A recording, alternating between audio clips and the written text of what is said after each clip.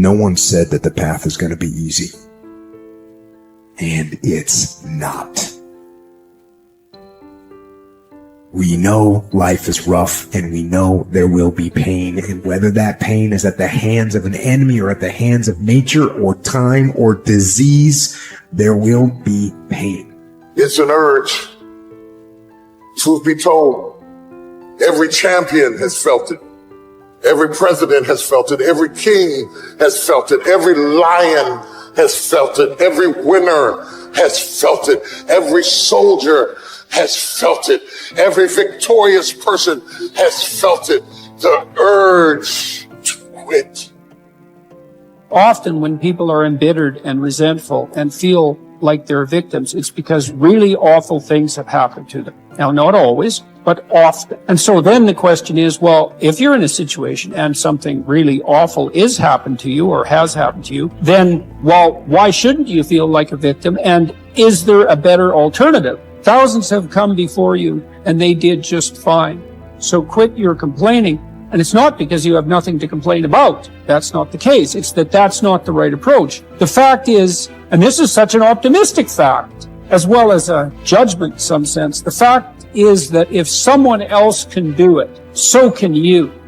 And that's something, right? If you're reading about the great heroes in history, people who are in these terrible situations, and you see someone rise to the occasion, and then you can say, well, that was a person who did that, and I'm a person, and so maybe I have that capacity too, even though I don't know how to approach it. Don't allow that inner doubt in you to tell you why you're not good enough. You ignore that inner voice and all of the external voices. Don't judge the possibilities for what you can do based upon the circumstances, because the circumstances won't determine who you are. Doesn't matter how many mistakes you've made. Doesn't matter how much money you've lost. In fact, I see it only as an investment, what you learn from life. You don't stop when you're tired. You stop when you're done. You stop when you complete it and you execute it. This way you start separating the successful from the unsuccessful. Just because it says trial on the package, or tribulation on the package, or pain on the package, it don't mean it ain't a blessing inside, and most of you turn around when you see pain. But those of us who have the right perspective, we approach it when it say pain. When we see trial, tribulation, we don't give up or give in. We know the blessing is on the inside. We don't give up. We don't surrender. We don't quit. We see differently. Our perspective is different. And because our perspective is different, our outcomes are different. Our rewards are different. If you haven't learned something from periods of suffering, if you haven't wrung the juices of your own pain and drank them, for your own nourishment, you have wasted your experience and missed the chance to expand capacity for being stronger the next time that these seasons arrive at your door. My mental outcomes were a consequence of my habits, and my habits were a consequence of my choices. It is true that character is to some extent innate. Our genetic makeup imbues in us certain proclivities. But it is as true that character is mostly a consequence of choices. We all make them, and we should make them deliberately with the knowledge that these choices are part of our responsibility toward a purpose other than our own selfish aim. That responsibility is to your family, friends, community, and country. You have purpose in this life. God has you here for a reason. You may not know it, but He does. Your job is to find it. No one else can. You need to understand that your purpose may be great in the eyes of the world, or it may be commonplace and seemingly small. Your purpose might be your family, your children. Your purpose might be tutoring a child and changing their life. Your purpose might be the business you started. Your purpose might be cleaning up your block. Your purpose might be in the help you give others. Your purpose might be in the example you set. Only you and God know. Only you and God need to know. Search until you find it. And until then, act as if you have it, because you're wasting time otherwise. There's something in you that wouldn't allow you to stop.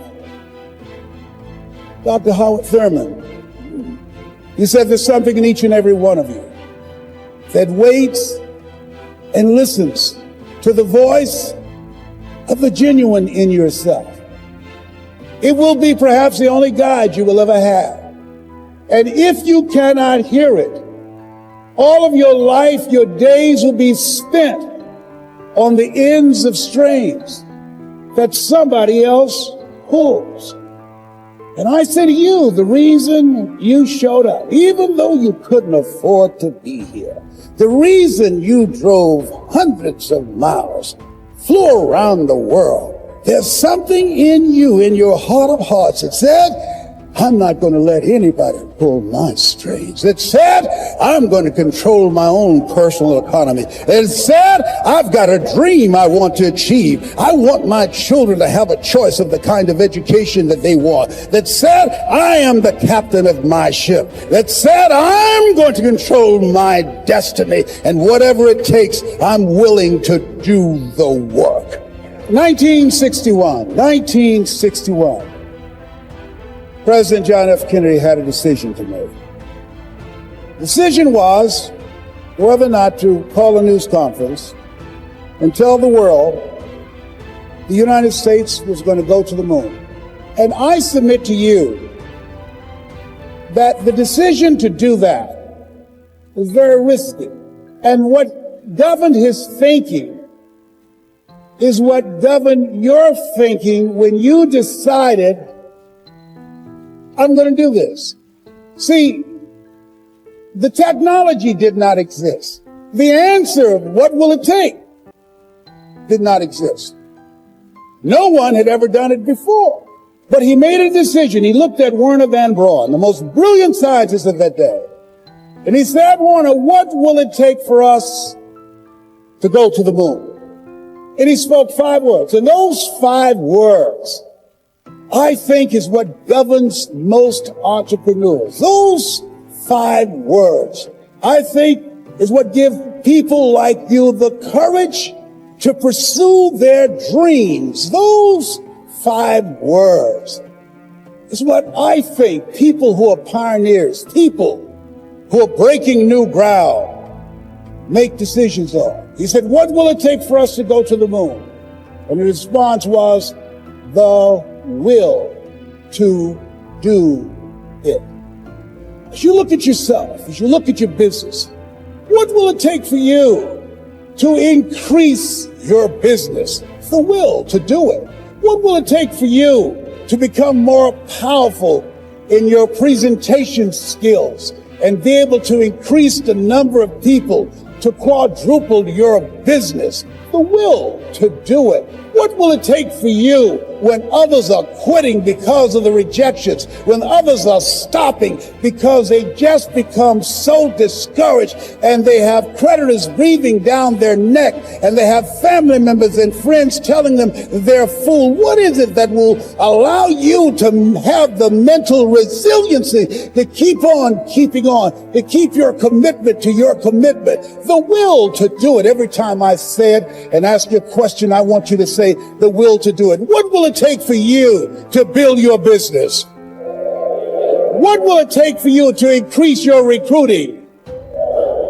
What will it take for you to bring out the greatness in you and to make your mark? What will it take for you to become a high achiever and to bring out the billionaire in you? Shake someone's hand on your right and left and say, I've got the will. I've got the will.